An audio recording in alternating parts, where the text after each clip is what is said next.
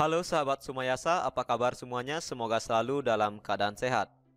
Pada kesempatan ini kita akan belajar bersama tentang pokok bahasan yang berhubungan dengan pengertian dan ciri-ciri materi.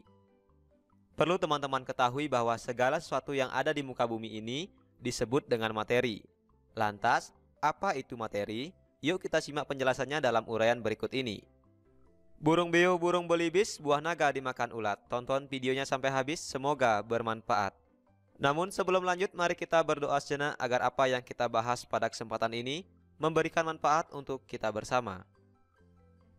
Perhatikan gambar berikut ini. Pernahkah kalian perhatikan lingkungan di sekitarmu? Secara umum, lingkungan di sekitar kita terdiri atas benda-benda. Benda-benda itu dapat dikelompokkan menjadi dua bagian. Yang pertama yaitu benda hidup, kemudian benda tak hidup. Benda hidup misalnya seperti manusia, hewan, dan tumbuh-tumbuhan. Sedangkan benda tak hidup misalnya seperti air, batu, matahari, termasuk juga alat tulis yang kita gunakan seperti buku dan pensil. Selain ini, masih banyak lagi contoh-contoh dari benda tak hidup, misalnya udara, tanah, api, cahaya, dan lain sebagainya. Semua benda di lingkungan sekitar kita, baik benda hidup maupun benda tak hidup, disebut dengan materi. Lalu, apa itu materi? Jika kita perhatikan kembali lingkungan di sekitar kita, alam semesta tempat kita tinggal ini terdiri atas banyak materi. Materi adalah segala sesuatu benda yang mempunyai massa dan menempati ruang atau memiliki volume. Seperti yang sudah disampaikan di awal tadi bahwa materi bisa berupa benda hidup dan bisa berupa benda tak hidup. Semuanya ini disebut dengan materi. Di sini yang perlu ditekankan bahwa materi merupakan segala suatu benda yang mempunyai massa dan juga memiliki volume. Nah, sekarang kita akan membahas lebih lanjut mengenai massa benda dan volume benda. Yang pertama kita akan membahas massa benda. Perhatikan gambar timbangan berikut. Ketika di atas timbangan tidak diletakkan apapun, kedua timbangan akan seimbang. Namun, ketika di salah satu timbangan diletakkan benda seperti kerikil dan di salah satunya lagi diletakkan benda seperti batu, timbangan akan miring ke arah benda yang memiliki berat lebih besar. Pada timbangan ini, terlihat timbangan akan miring ke arah benda, yaitu batu. Nah, ini menunjukkan bahwa massa batu lebih besar dibandingkan dengan massa kerikil. Perlu teman-teman ketahui bersama sehubungan dengan timbang-menimbang, itu umumnya orang-orang menyebut dengan istilah berat. Tapi, dalam dunia sains, berat itu artinya massa, teman-teman. Jadi, berat suatu benda itu ditunjukkan oleh massa. Nah, lebih tepatnya, massa batu lebih berat dari massa kerikil. Dengan kata lain, massa benda adalah besaran dari suatu benda yang sering disebut dengan istilah berat.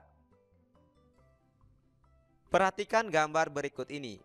Di sini terlihat seorang anak yang sedang memegang baju dan di sisi lain dia juga memegang telur. Ketika suatu benda memiliki massa, maka benda itu merupakan materi. Jadi, setiap benda yang memiliki massa, maka benda tersebut disebut dengan materi. Massa suatu benda bisa berbeda dengan massa benda yang lainnya. Misalnya, massa satu butir telur tentu berbeda dengan massa satu potong baju. Perbedaan massa yang berbeda pada suatu benda dengan benda yang lain disebabkan oleh banyaknya jumlah zat pada benda tersebut. Kemudian perhatikan gambar berikut ini.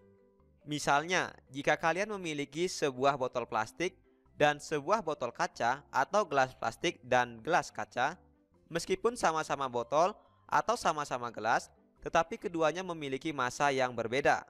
Botol kaca atau gelas kaca memiliki jumlah zat yang lebih banyak dibandingkan dengan botol atau gelas plastik. Akibatnya, botol atau gelas kaca massanya lebih besar dibandingkan dengan botol atau gelas plastik. Selanjutnya kita akan membahas volume suatu benda. Selain memiliki massa, seperti yang sudah kita sampaikan tadi, pada timbangan antara kerikil dan batu, ciri-ciri dari materi adalah menempati ruang. Maksudnya, setiap materi pasti memiliki ukuran tertentu. Misalnya, air yang bisa disimpan di dalam gelas atau di botol. Kemudian, udara yang bisa memenuhi paru-paru kita atau ruangan tertentu. Nah, ini menunjukkan bahwa materi memiliki ukuran tertentu dan bisa menempati suatu ruangan. Dengan kata lain, materi juga memiliki volume tertentu. Dengan demikian dapat disimpulkan bahwa materi memiliki dua ciri-ciri. Yang pertama memiliki massa, kemudian yang kedua memiliki volume. Hubungan antara massa dengan volume. Mirip seperti massa, volume adalah ukuran banyaknya jumlah zat. Bedanya, biasanya massa digunakan untuk mengukur zat padat, sedangkan volume biasanya digunakan untuk mengukur banyaknya zat cair seperti air, minuman, oli, dan lain sebagainya yang berupa benda cair. Untuk mengukur volume, kita bisa menggunakan alat ukur seperti gelas ukur, yakni sebuah gelas yang di dalamnya terdapat ukuran-ukuran tertentu. Ukuran volume biasanya dinyatakan dalam mililiter yang disimbolkan dengan tulisan ml atau liter yang disimbolkan dengan tulisan huruf L. Sesuatu disebut sebagai materi jika menempati ruangan tertentu atau dalam bahasa lain memiliki volume tertentu. Biasanya, semakin besar volume suatu zat cairan, jumlah zatnya juga akan semakin banyak. Semakin banyak jumlah zatnya, maka masanya akan lebih besar. Nah, seperti pada gambar berikut ini. Di sini umpamanya benda cair ini memiliki volume 40 ml. Kemudian yang di sini yang berwarna oranye memiliki volume 25 ml. Tentu antara cairan yang berwarna orange dengan yang berwarna biru, yang memiliki massa lebih banyak adalah yang memiliki volume terbanyak. Nah, ini cairan yang warna biru memiliki volume 40 ml dibandingkan dengan yang oranye 25, maka massanya tentu lebih banyak yang warna biru. Jadi, bisa disimpulkan bahwa massa dan volume saling berkaitan. Apabila volumenya banyak, maka jumlah zatnya semakin banyak, sehingga massanya menjadi lebih besar. Dan perlu diingat bahwa setiap materi pasti memiliki massa dan memiliki volume. Baiklah sahabat Sumayasa, demikian tadi materi pelajaran yang sudah kita bahas bersama tentang pengertian dan ciri-ciri materi. Apa yang sudah aku pelajari hari ini? Yang pertama, kita sudah belajar mengenai materi. Materi adalah suatu zat yang memiliki massa dan menempati ruang, atau dengan istilah lain memiliki volume. Sehingga massa dan volume suatu benda bisa diukur. Yang kedua, setiap materi memiliki bentuk, wujud, dan berat yang berbeda-beda.